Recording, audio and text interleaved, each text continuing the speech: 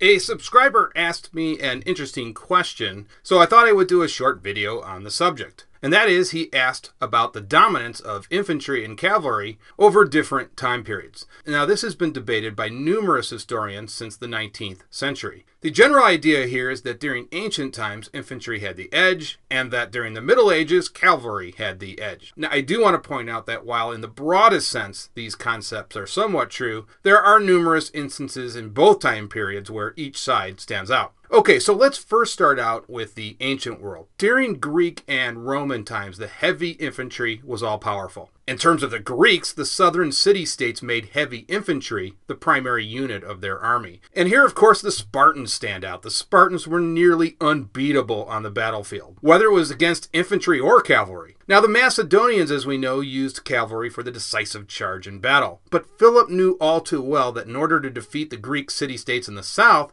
he needed to improve his infantry. That is why he increased the length of the spear so his infantry could take down cities like Athens. The Romans, of course, created one of the finest infantries of all time. Infantry and marching were two traits that made Rome so dominant. And with their dominant infantry, Rome always liked to attack first. So we can say that infantry under Rome's careful management was dominant for nearly 1,000 years. For cavalry, the Romans often hired out mercenaries, such as the Numidians or the Germanic tribes. After the fall of Rome, we move into the Middle Ages and begin to see a gradual degradation of the infantry and a rise in the dominance of cavalry. Groups like the Hungarians, Mongolians, Arabs, Berbers, Turks used cavalry as the main weapon in their arsenal. I think the horse tactics of the Mongolians really stands out. The Mongolians used deep lightning pincer movements to defeat an enemy. This is really evident when the Mongolians laid waste to the Eastern Islamic Empire. That was achieved through the absolute dominance of their cavalry. The dominance of cavalry in the Middle Ages hit its high-water mark during feudal Europe. The knights' cavalry charge was almost irresistible. The foot soldiers were somewhat of a joke. In fact, if you read some of the chroniclers during that time period, they barely even mention infantry. It's all about cavalry. Primarily, the foot soldiers in the feudal army constituted the lower classes.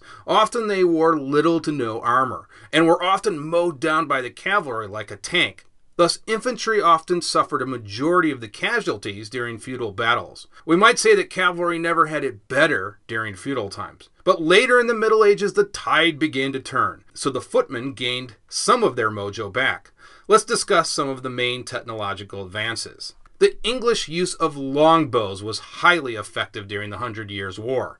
The longbow was deadly because it could be fired from hundreds of yards away, and it was highly accurate. This was particularly evident at the Battle of Agincourt. Here the English deployed their longbowmen against the French cavalry. The English longbowmen annihilated the French cavalry. This shocked the French since it was uncommon for the elite cavalry of noble descent to suffer so many casualties in a single battle. While the longbow was deadly, it did have one limitation. A huge time investment was needed for the extensive training required to master it. The advent of the crossbow changed all of that. It maintained the same firepower but required a lot less skill to operate. The crossbow was also highly effective against cavalry. A projectile fired from a crossbow could easily slice through a coat of mail. This forced knights to adopt plate armor. While longbows and crossbows could put a nice dent in plate armor, they rarely achieved penetration. And that stayed the case until the rifle. The first rifles weren't much of a concern, but eventually as they became more powerful and easier to use, the rifle eventually replaced all bows and crossbows. This made any armor worn by the cavalry increasingly irrelevant, and by the time we get to the 18th century, most armor worn was purely ceremonial. Another advance was the pikemen. This was sort of a throwback to ancient hoplite warfare.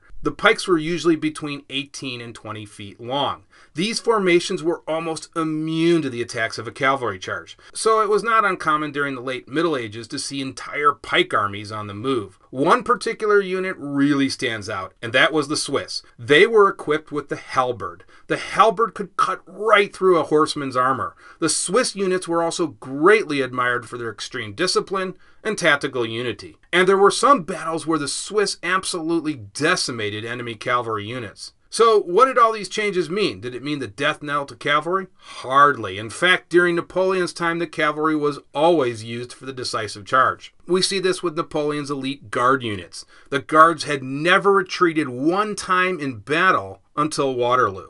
Also, cavalry became more specialized to adapt to the ever-changing battlefield. Dragoons were essentially mounted infantry, meaning they were cavalry, but they were also proficient in infantry fighting skills.